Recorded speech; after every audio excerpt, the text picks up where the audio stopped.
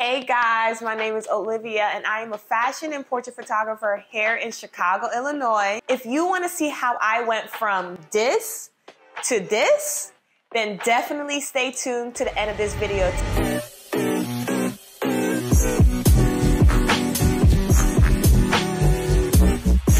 So to just jump straight to the point, so for this setup, I decided to grab an amazing team of creatives who put this vision together. We had an amazing makeup artist, awesome hairstylist, a great fashion stylist. We had such a good nail tech. I mean, our production assistant was awesome.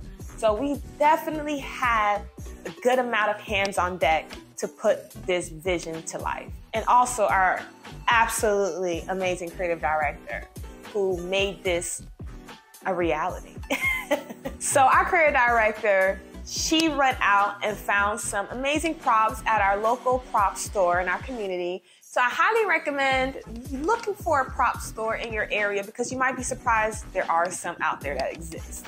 So we rented a few musical items and we even grabbed two of my own instruments, my piano and my trombone, to kind of just fill in the set to make this feel like an absolutely amazing rock star shoot, kind of with a modern twist, but with some 70s, 80s elements to it as well. It was so important for the team and I to just have this shoot be very empowering, very just strong. She doesn't take no mess type of photo shoot. So really the biggest thing was the personality that was coming out of the model. So we utilized Maya. She was amazing. How many times am I going to say amazing this shoot? That's honestly how I felt throughout this entire shoot. The way that we all work together, those are the type of shoots that you remember for a long time. When it comes to working with a team, always remember to have enough time for them to do their part. So when it comes to your part as a photographer, it's just going to be so seamless and you don't have to worry about a thing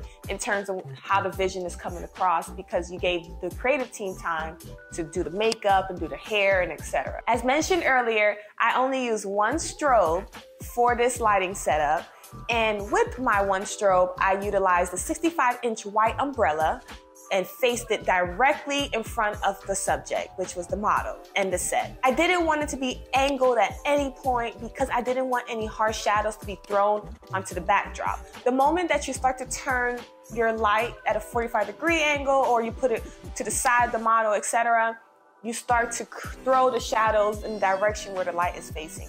So if you face the light at an angle like this, the light is gonna go in that same direction.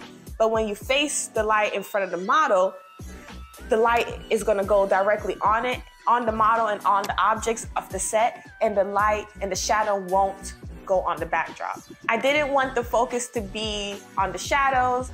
I wanted the focus to be on the model and the set. And the trick with one light setups to really make it versatile, because I genuinely believe once you master the one light, then you can include the two lights, the three lights, etc., etc. So the trick with one light setups is 3 things that you must change in order to really have some versatility going on with different shoots that you do.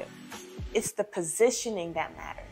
If you face a light this way on a model versus this way at 45 degrees on a model, really changes how the shadows is thrown onto the backdrop or not thrown onto the backdrop. So for this shoot, we put the light directly in front of the model so there won't be any harsh shadows being thrown around on the set. Also, the next thing that's important is the strength of your light.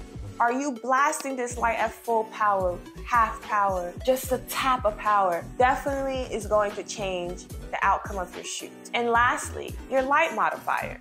If you're using a beauty dish versus a 65-inch white umbrella, a beauty dish is this small.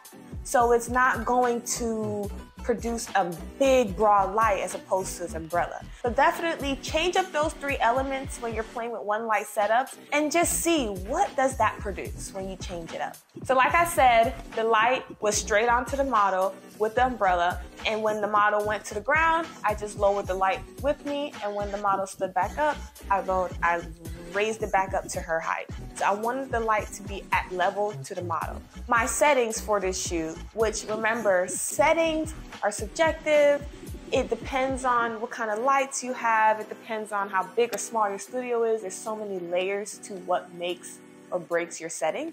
But just to give you a ballpark range, I did do ISO 200 with an f-stop of 6.3.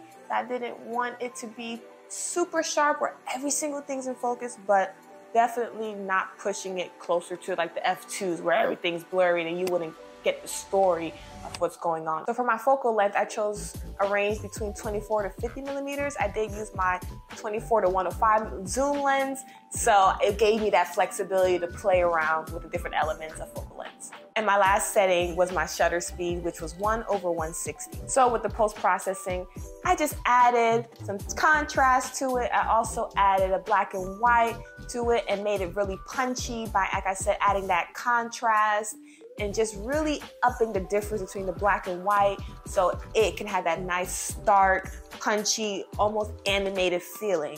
I made the grain present, and I made the grain slightly large just so you can really see that texture and add more depth to the image. I also retouched the skin just to get rid of any blemishes or any just mistakes that I needed to get out the image to keep it nice and clean. So it's a really simple light setup, especially if you're new to the studio photography world. Playing with one light setups, playing with, once again, the lighting strength of your lights, the positioning, and also what light modifiers that you utilize with your one light really makes a difference in the different types of shots that you can create. So if you would like to know more about what things you don't necessarily need in the beginning of your photography journey, definitely click this video right here to get that insight. All right, guys, don't forget to like, comment, subscribe, and I'll see you in the next one. Bye.